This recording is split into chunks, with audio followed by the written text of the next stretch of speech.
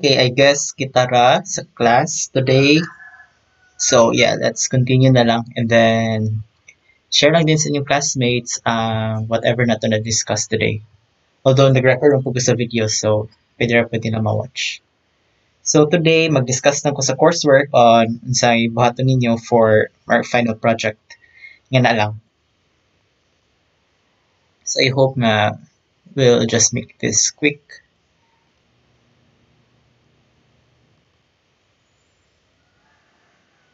Okay. Makita ninyo akong screen.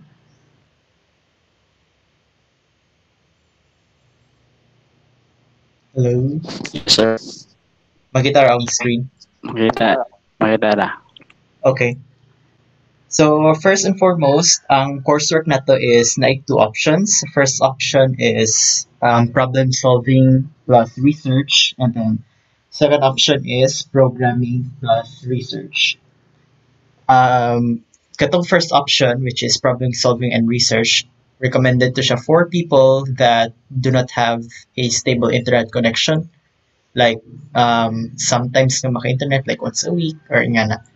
And whereas katong programming option, recommended to siya for people nga na stable nga internet connection, like maka-internet every day. And napoy laptop para maka-programming. Anyway, this project, bisan nun sa imong whether option 1 or option 2 mo pilion, you can work by group. Actually, by group yun siya. I'm thinking of 6 to 8 people per group. Depende lang. Tanaw lang nako if unsay mas maayo pag ma-finalize na kung kinsa ang mukuha sa option 1 and option 2. Anyway, ang mga mukuha sa option 1 is mato siya i-subdivide na ko into smaller groups which could be 6 to 8 members and randomly chosen. Nga na lang. And then, katong gusto mag-programming, in one group lang nako ibutang. So, more niglingaw-lingaw lang ang programming nga option or option 2. Anyway, so yeah, I will put out a parang survey later para ma-finalize na ang list sa kung kinsa magkuha sa option 1 or option 2 by Sunday or Monday para makastart na mo og work. Okay, next, submission and presentation. Submit your work before February 26, Friday, so that maka-read pa ko and ma-analyze pa na ko ang inyong work.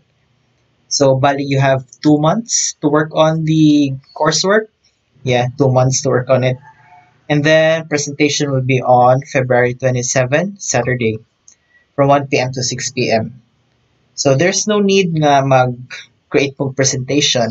I just need you to be able to articulate and explain your answers clearly.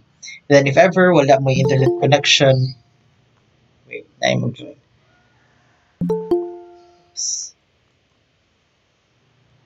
Okay, so if ever wala mo internet connection during the presentation, pwede ra nga mag-call. Mag-call ko sa inyo via your mobile number. Nga na lang. So, mo to siya, no need na nga mga fancy nga PowerPoint presentations. I just need you nga maka-explain sa inyong answers clearly. Okay? And then, okay. So, para sa mga bago pa naka-join, the coursework will be by group. And you have 2 options. Ikaw na mag-choose kung unsa imong gusto apilan. Option 1 or option 2. First option is problem solving. Second option is programming.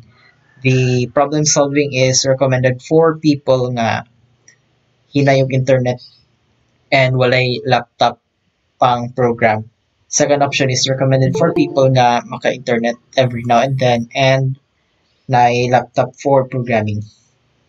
And yeah, by group siya. 6 to 8 members. And randomly nga ma-choose ang each member if you choose option 1. Okay, so ato sa discuss ang questions for option 1. I have here 1, 2, 3, 4, 5. 5, 6, 7, 8, 9, or 8. I think 8 questions tanan. Bali, for every topic na ko'y isa ka problem nga gihimo. Yan na lang. So we have here deterministic finite automata, then minimization, non-deterministic finite automata, regular grammar, context-free grammar, procedural automata, and Turing machine, and then research. Okay. So sa first nga question, maklaro ng screen. Mabasa na ninyo.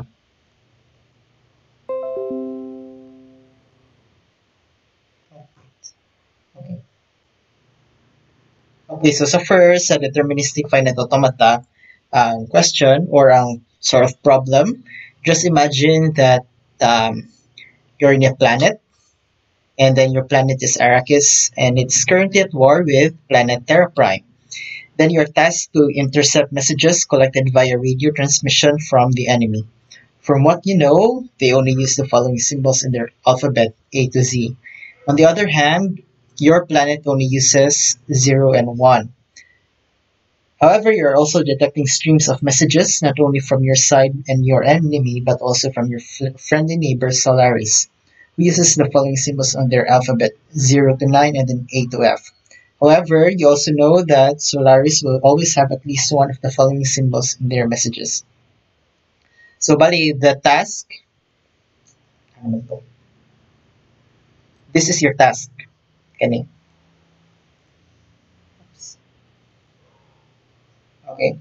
You're tasked to intercept messages collected via radio transmissions from the enemy. So, bali, accept and reject ra ni siya.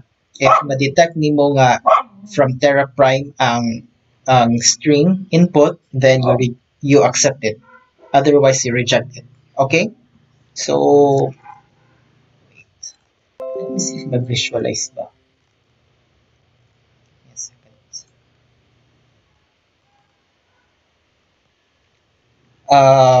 okay. So, nada ko na kay sa planet nga Arrakis. Napoy planet nga, nasan si Arrakis? Mo ni mo home planet.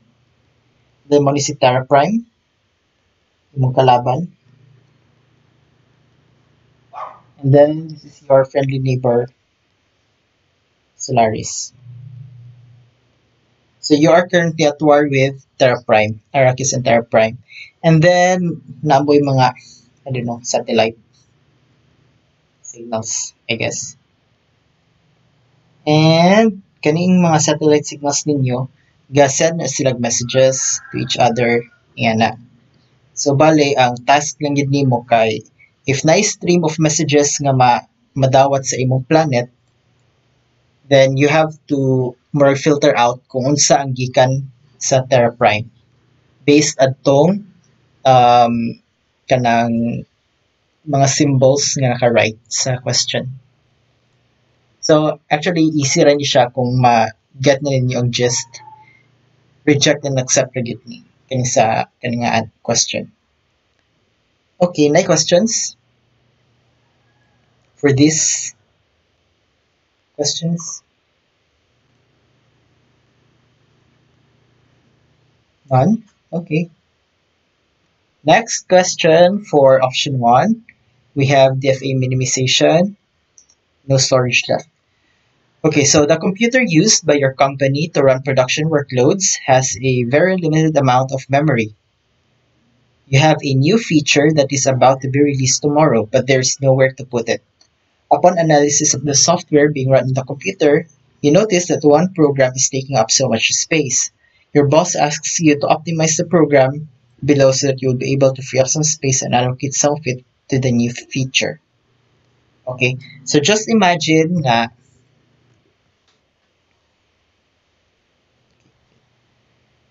just imagine that this is your computer's memory, and then naidaghan nga programs diri nag-run. Let's just say nga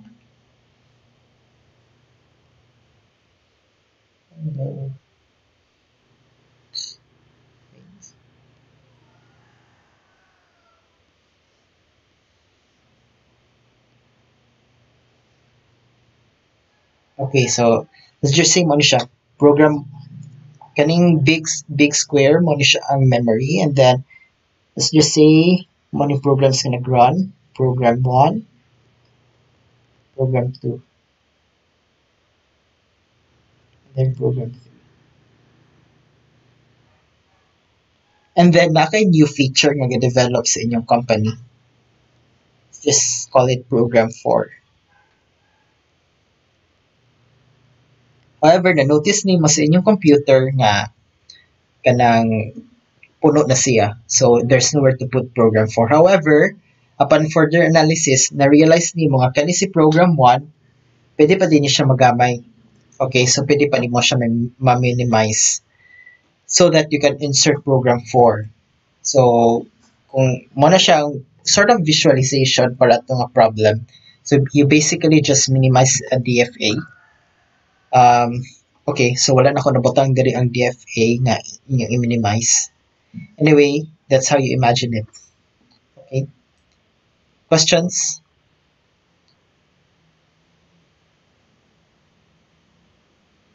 None? Okay.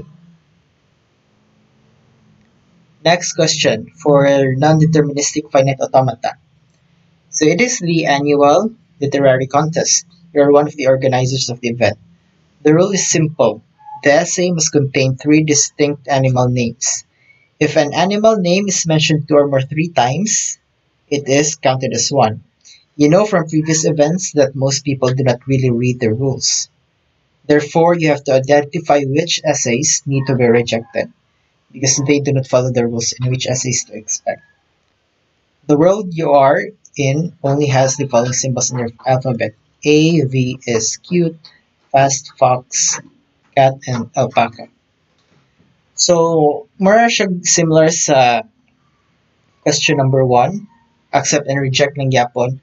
This time, ang imong accepting criteria is if na-mention ni ang kaning fox, cat, and alpaca sa input na string. Okay, so let's just say nga, let's say nga ang input kay the fox is fast. So as you can notice, isa ra ang animal, which is fox. So, rejected ni siya. So your NFA should reject this. However, if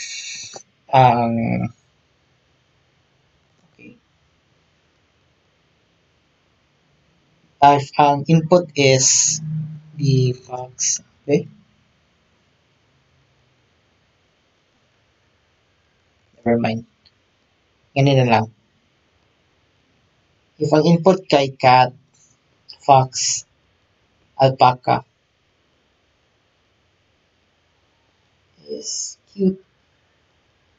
Yeah, wrong grammar siya. But anyway, imagine na lang nga ni ang input. So basically, you can see here nga na 3 animals sa input. So meaning, you accept it. Okay? So what if may yung tag fox, fox?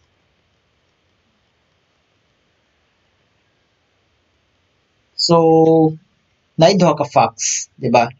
However, this is considered only one animal. Maski duha ka fox imong gi-write, so this is rejected. Okay, as you can remember, ang acceptance criteria sa atong NFA is must contain 3 distinct animal names. Okay?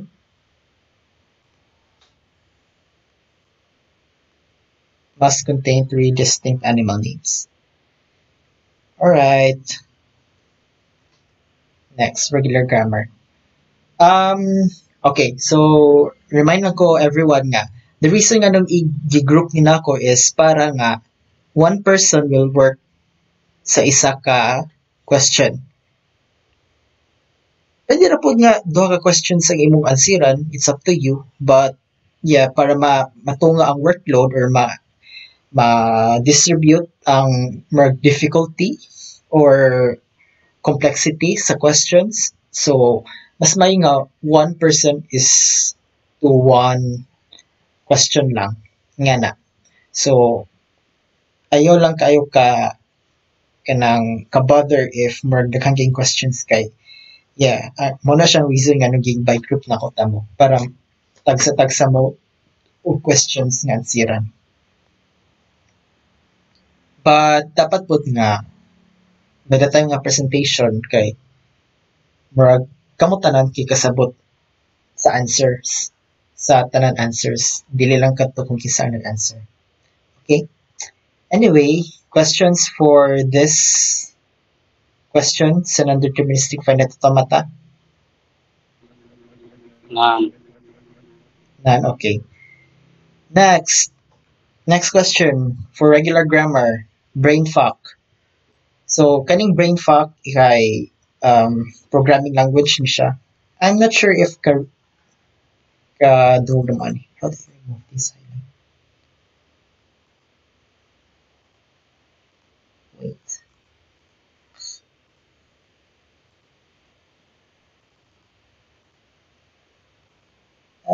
I can't remove it.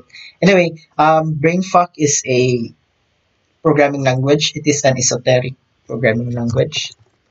So meaning kung maingon kag esoteric nga programming language kay gamay lang ang iyahang set of instructions. I think there are only 8 instructions or 8 symbols nga imong ma-write.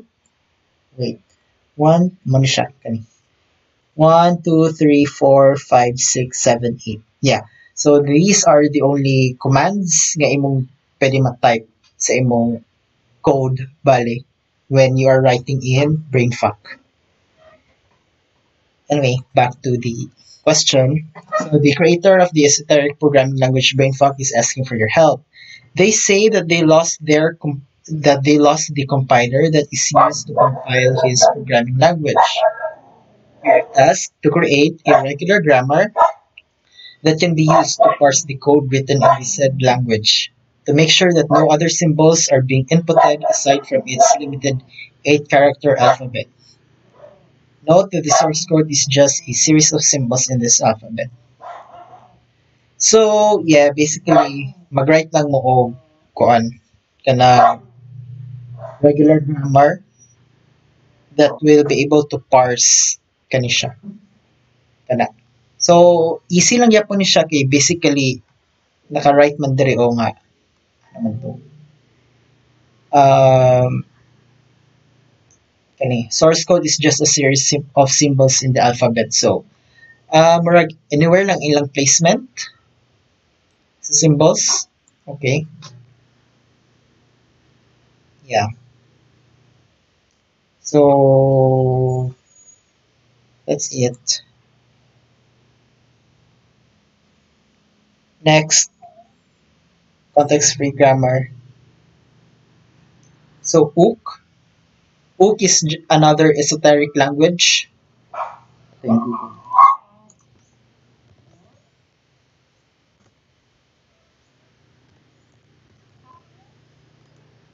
It is a programming language gyapon nga ginamimik niya ang mga unggoy kay monkeys say something like that. Anyway, so there 1 2 3 4 5 6 7. Okay, so 8 lang gyapon kabuk ka symbols ang nasa ook. This one kani 1 2 3 4 5 6 7 8. Okay? So basically sa ook kay more ingani yung source code kung maghimo mo sa iya ha. And this question or this problem set just ask you to create a kadang context-free grammar para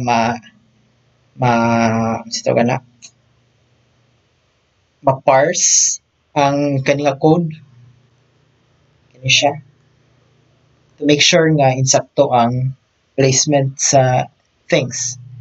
So take note however that kani ook exclamation mark ook question mark acts like a parenthesis that must be matched by ook question mark ook exclamation mark. So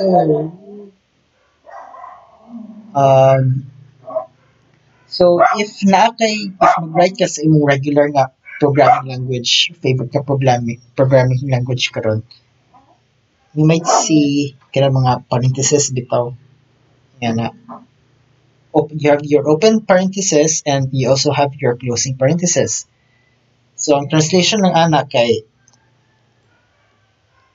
kani siya, hook not, hook exclamation, hook question mark. Closing a parenthesis is just question mark, exclamation. Okay? So, you have to make sure nga sa imong regular grammar, context-free grammar kay ma-follow di siya nga nag-open ka sa kani, muna siya opening and then napun siya for closing. Nga na. Also notice that there is no question mark or question mark in the grammar. Okay. So, another reminder or disclaimer lang kay I might remove questions here sa problem sets if more gamay ra ang members sa groups, or I can give you a choice kung what questions you want to answer. So mag-decide sa ko ana later tonight or tomorrow if na nakoy list kung kinsa mag-work by group sa option 1. Anyway, questions for this? Questions?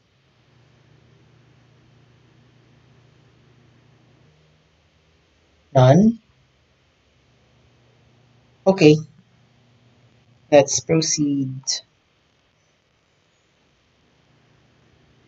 Next, pushdown automata. I hope nga naka-read na mo, naka-watch na mo sa pushdown automata na ko nga video. And, kanya siya question, easy ra gyapon actually. So, this is the Caesar shift cipher. Okay, so, say Caesar shift cipher. This is how it works. So, the cipher is for a way to conceal messages that you have, and you substitute the letters of your messages into something else. Okay? So, the Caesar shift cipher works like this. If you have letters A, B, C, D, E, F, G,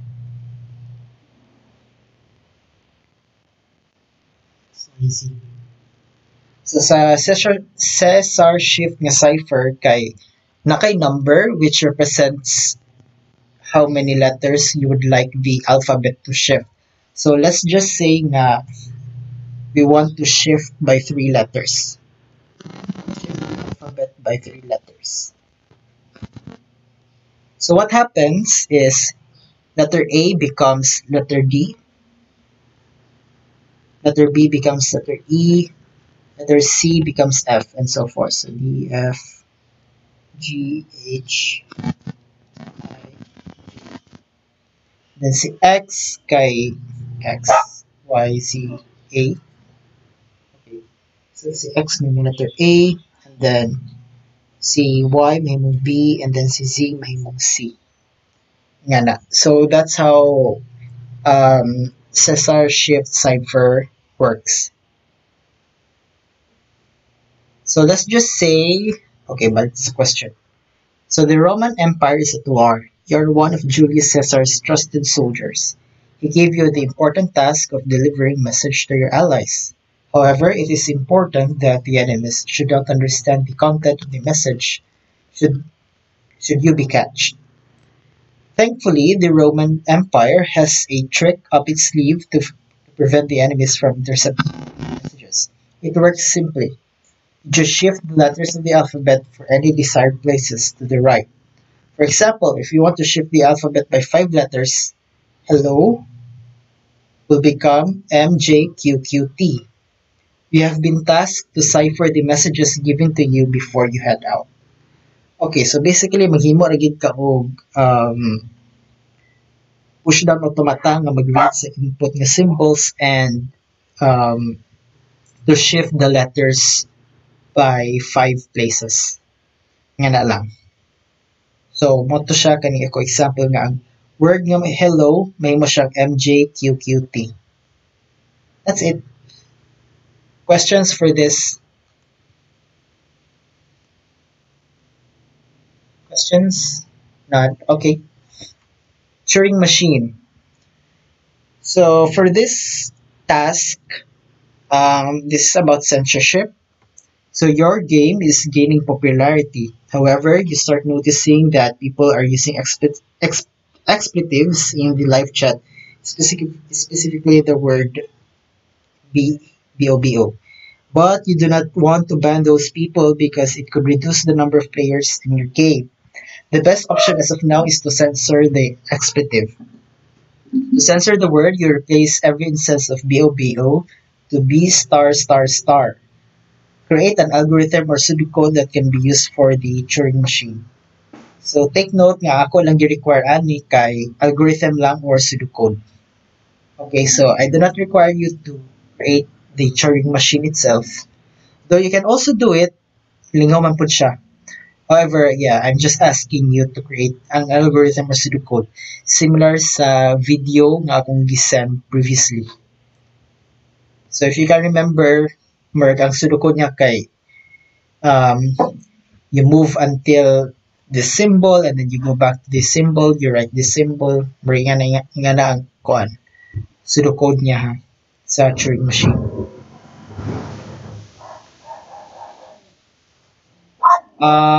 Okay, so na questions for this. So ang alphabet ani is the English alphabet, okay? So if you have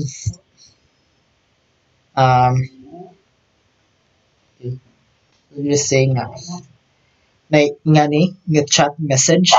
So basically ang buhaton sa Turing machine kay i-censor na siya. So mahimong ngani ang result. Okay? Nga na lang. Simple. Next. Next is research. Wait. The question for this.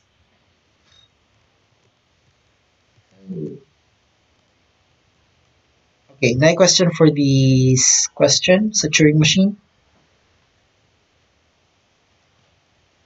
None? Okay. Next is research. Kaning research, dani siya both sa option 1 and option 2. Yeah, this is a requirement. Dili na ako siya remove if ever magtanggal ko og mga questions. All of you must do this by group. Okay? So, research on Alan Turing and other important people in computing. So, Alan Turing is a very important figure in computing that is often regarded as the father of theoretical computer science, while others regard him as the father of modern computer science. Regardless, his contributions to the field of computing are undeniable. So, you're tasked to write a biography of Alan Turing, his life, works in computing in World War II, artificial intelligence, cryptography, logic, biology, etc. Then his relationship with Christopher Morcom and Joan Clark, later days and death.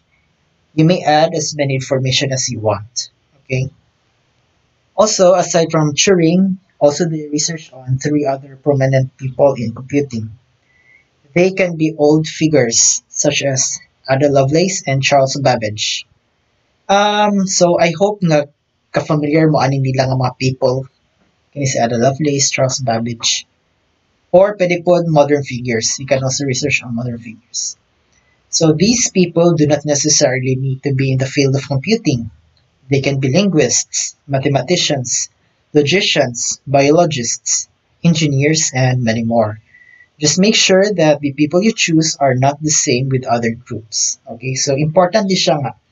Kung kinsa nga tao ang inyong gi-research, dili mo same sa other groups. Okay? Di mo mag-save answers. So you also, sa pag-write sa inyong paper, follow the ACM proceedings template. It looks like this. Ako si open ang document.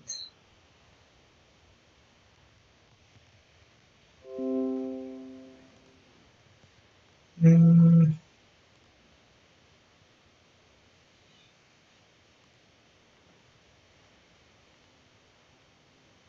So you can click this actually. Mo-open na siya dito sa itong ma-download nimo ang template. But it looks like this. Kani ism Word template for SIG site. You add your author details.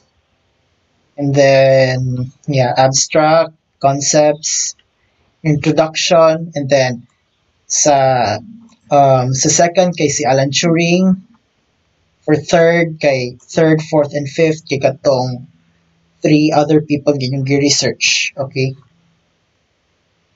And then you also write your references and you write your references here. So pwede na nitanggalon ang acknowledgements if you want, if wala may acknowledgements.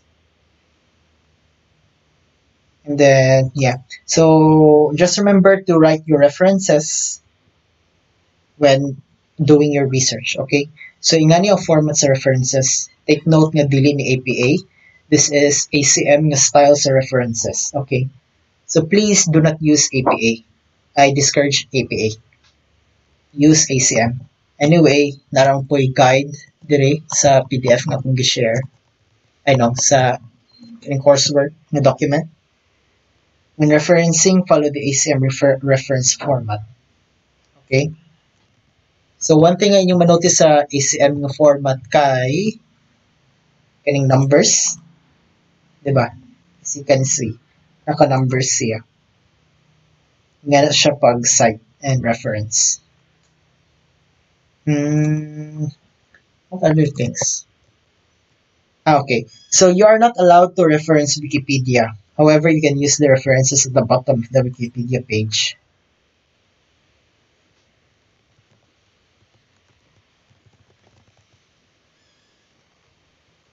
So just say nga basa mo aning Alan Turing article sa Wikipedia.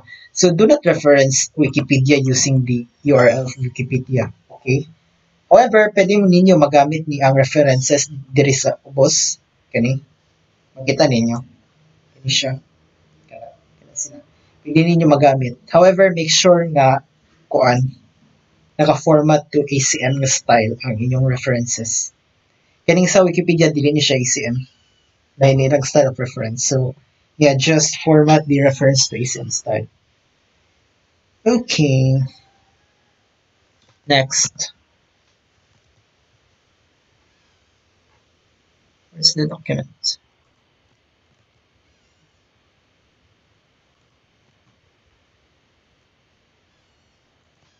Alright. Okay, so that's it for the research. My questions for the research. I might reduce this from 3. I might make it to 2 if daghan na kaayo ang gipa-research sa inyo. Or if gamera members sa group.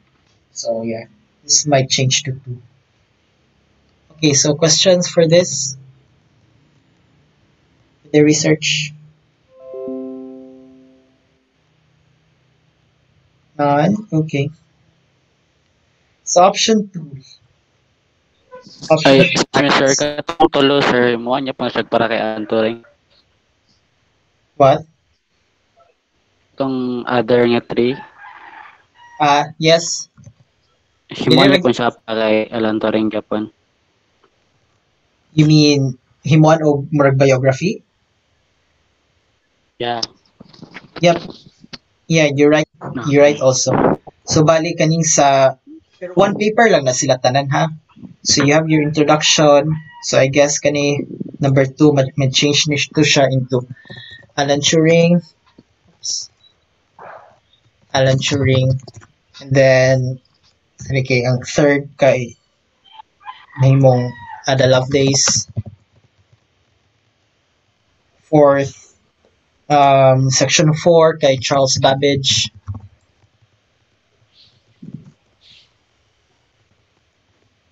etc. Okay? Nga na lang. Gets ra? Yes, sir. Okay. And then you also put your conclusion, ha? After everything, conclusion, and then references.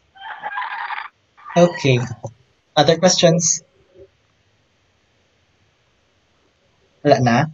So, pag magtinabangay mo ani sa research ha. So this is kaning research kay group work. Unlike sa katong previous questions nga one person is to one question if you want. Kani sa research tanan magtinabangay ani para dili mo ma-overwhelm. Okay?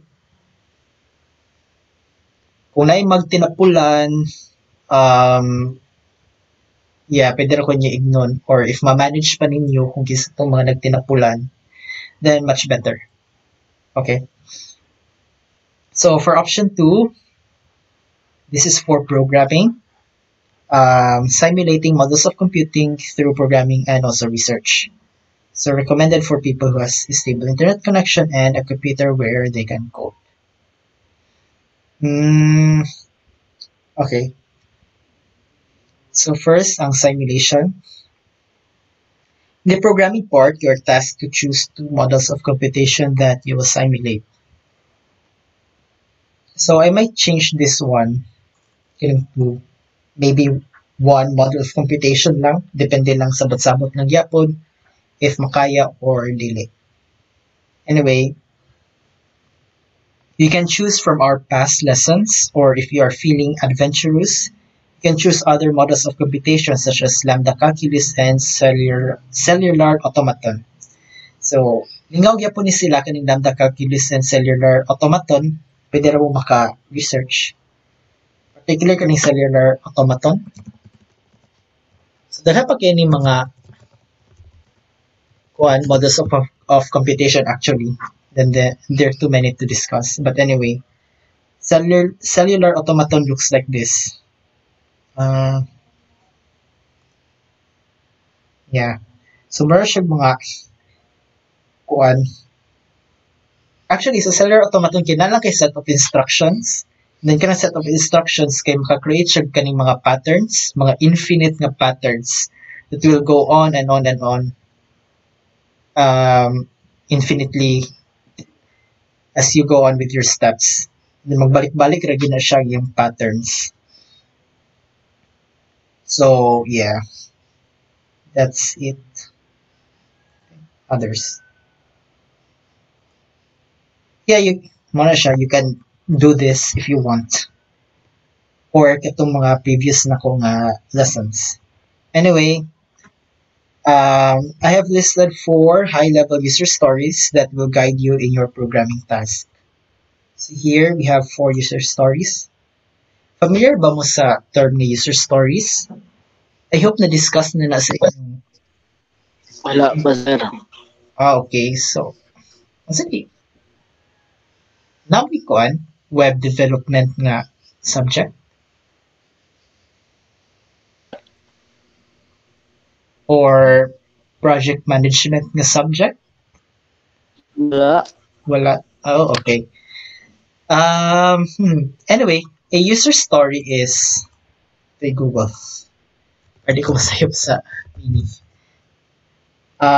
Okay, so a user story is a tool used in agile software development to capture description of a software feature from an end user perspective. Ka-familiar na mo anang agile? Agile waterfall. Sa ba ito uban? Oh my god, I forgot na.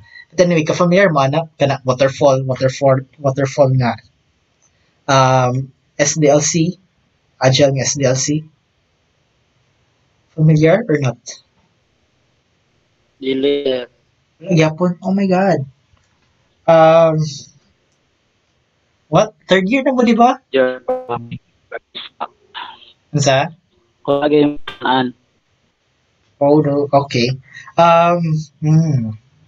Anyway, divert ako. So SDLC or Software Development Life Cycle kay processes na siya para mag-guide sa mga tao when making software or when managing projects. So daghan kay na mga SDLC actually ng mga types. So kato ako gingon waterfall. Waterfall is the most simple ones, kinaraan siya na punta karon agile. Sir, Na di ay. most of learning. Okay, very good. Okay, so di na ako mag-explain. Kaibilan mo. So, mo to siya, ang waterfall, kinaraan ng style. Although, nagya po iban ng mga projects nga ga-follow gyud po ana. Sa akong experience, na yung mga from Japan nga clients, they usually use waterfall. Then, apo yung mga modern like kato, agile. Anyway, balik ta sa atong discussion. So, nag-create ko 4 ka user stories. First, user story. As a user, I want to be able to set up a model of computation so that I can configure it depending on the problem I want to solve. So, basically, ang pasabot agad ani kay baka input ka sa states, baka input ka sa itong sigma nimo. Remember pa ba mo, like for example, katong sa DFA. Ito sigma, Q,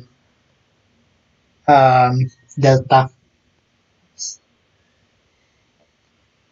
Why is this not going?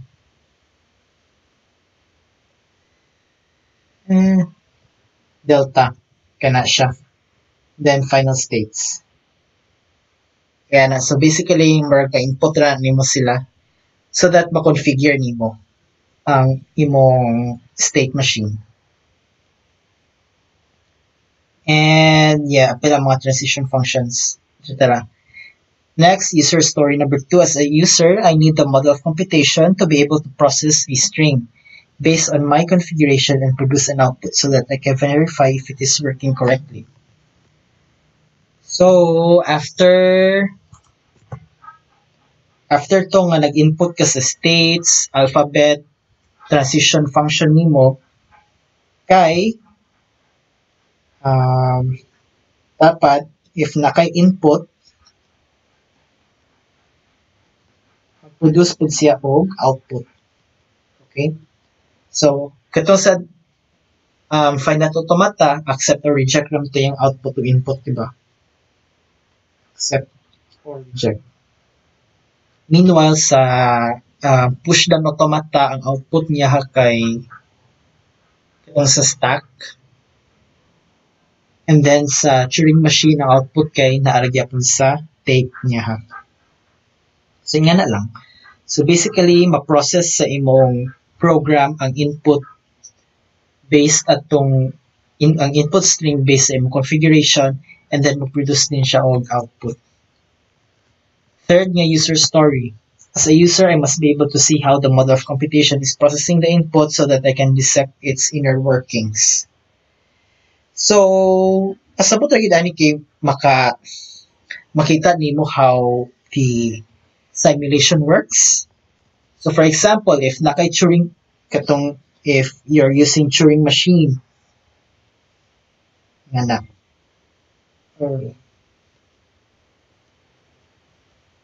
Ngayon mo itong tape sa Turing machine, di ba? And then, na din kay tape head. So, basically, naka-UI nga mapakita nibo nga ang kaning tape. And then, napuning head. Then, makita nimo nga nag-right siya, nag-move to the left, nag-move to the right. Nga na. Nag-change sa symbols sa ilalom. Kung finite automata, then makita nimo to ang mga circles and the mga arrows. So, every time nga mag-read siya sa input, pwede nga ma-highlight ang circles or pwede na po niya simple lang nga wala yun yung mga circles and tapes. Pwede na nga ka nang mag-log lang mo sa console, mag-log mo sa inyong command line, pwede na po na siya. Depende lang sa inyo. Although, mag-suggest ko nga mag-explore po mo, maghimo-himo mo mga UI. Okay? Just think of this as kanang murag introductory ninyo or, I don't know, sort of kanang a way nga himo mong project before pa mo mag-work or before your thesis, nga na. Para murag maanad mo ba on what to do kung mag-explore mo sa mga different nga tech stacks or kanang mga programming languages, mga features, mga libraries, nga na. So yeah, I encourage you from doing this instead of kanang sa command line lang mo mag-output. Okay. Clear ba? For user story number 4, as a user, I can pause and resume the execution or do a step-by-step execution of the simulation anytime I want so that I can follow how it works. So, mura na siyang extension sa user story number 3. Basically, kay ma-pause nimo ang execution. Pwede na po nga step-by-step nga execution, like may ka press continue to resume. Mariana. So if mag-enter, press enter to continue. So kung mag-press ka sa enter, then resume ang process by one step and then mag-log ka sa command line. Mag-press na pagkag-enter, mag-continue ang process and then mag-log na po sa command line. Mariinga na. Mariinga na iyahang thought or idea. Okay? So you can either choose to work with or without my supervision. So with my supervision, I might be able to share my experience and expertise in the industry on how to manage projects properly. Hopefully this will help you manage your thesis work in the future and also serve as an introductory to how we do things in the industry. So if you want, pwede na makasabot or I can guide you on how to do project management when doing your programming task so that nga murag ma-indoctrinate mo or makakita mo how the industry works when doing these things. Nga na lang. And then, next is research. Same lang kato sa option 1 na research. Na question for the programming or sa simulation na part? Wala. So, if gamay lang ang mag-take sa programming, so I might ask you if you want to continue with programming or if you want to do na lang the problem-solving tasks. So it's up to you. Iba nga, kung gamay ra kayo mo ma-overwork mo sa programming task. Anyway, I think that's it. Mo lang na siya. Any questions for those options, for the two options? So, ang reason mo, sir, parehara tanan? Sa? Either mag-choose me sa katong or sa 2 ang research parehara. Kasi pareha ang grades? Katalan turing ba? Ang research? Yeah, same lang. Naglahi sa computation o sa problem solving o sa computation kami. Sa putol-putol ka, hindi ka maklaro. Hello? Okay na, sir. Okay na. Okay, sige. Other questions? Wala na. So, moto siya nga, kung kinsa ang do sa programming, inform lang ko in advance so that makasabot rata kung kung inform in advance so that I can see if daghan mo, then maybe we can proceed with the programming for you. Or if gamay ra mo, then you have the choice to do programming or do the problem solving. And if gamay ra mo maghimo sa programming, pwede ra po nga pagamayan na to ang scope sa programming so that dili ra mo ma-overwork. Yan na lang. Aaron, Jinmei, come on. You have any thoughts?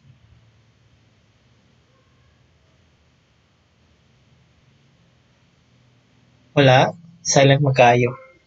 Okay. Sige. So, I will upload this later tonight sa Facebook na to and also sa group chat, and then I'll create a poll. I guess pwede rin ang mga people. I will announce later. Okay, thank you everyone. Bye. Yes, sir.